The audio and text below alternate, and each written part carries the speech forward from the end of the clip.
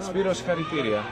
Είμαστε με τον Σπύρο τον Παπά, τον αρχηγό της ομάδας του Μητέρα, της φιναλίστριας ομάδας του πρωταθλήματος οργανισμών και φορέων υγείας 7x7. Σπύρο, συγχαρητήρια και πάλι. Πάρα πολύ. Πες μου, σε παρακαλώ πολύ, το εξής. Η ομάδα του Μητέρα κάθε χρόνο και καλύτερα. Τον πρώτο χρόνο η ομάδα έφτασε στην τετράδα, αποκλείστηκε στον ημιτελικό. Πέρσι πήγε κάπως καλύτερα. Φέτος έφτασε στον τελικό. Τι έχουμε να περιμένουμε από την ομάδα του Μητέρα την επόμενη αγωνιστική περίοδο που ξεκινάει σε λίγες μέρες? Καταρχήν, συγχαρητήρια στο πρωτάθλημα, ο οποίος είναι το λιτό.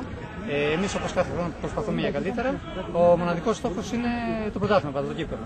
Έτσι. Και η απόδοση που κάνουμε κατά διάρκεια του πρωταθλήματος.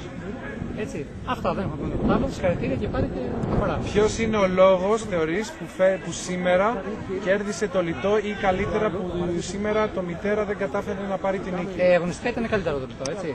Αυτή είναι η αλήθεια. Εμείς προσπαθήσαμε, το παλέψαμε για καλύτερες μονάδες. Οπότε δίκαια κέρδισε το πρωτάθλημα. Ευτυχήσατε να έχετε στις τάξεις τον MVP του πρωταθλήματος και του τελικού έναν τερματοφύλακα, τον Σπύρο, τον Σωτήρη, τον Κλάδη. Είναι η πρώτη φορά, πρέπει να πούμε, που ένας MVP του τελικού ανακηρύσσεται ένας παίκτης της ηττημένης ομάδας. Ένα σχόλιο για τον συγκεκριμένο παίκτη. Το συγκεκριμένο παίκτη σου ήταν καθαρά δική σου επιλογή. Είναι καθαρή επιλογή, γιατί είναι ένα εξαιρετικό παιδί, φοβερά καταρτισμένος και σε φοβερό επίπεδο παικτικά. Έτσι. Έχει αγωνιστεί σε μικρότερες ομάδες της ΑΕΚ, οπότε είναι πάρα πολύ καλός και εξαιρετικό παιδί.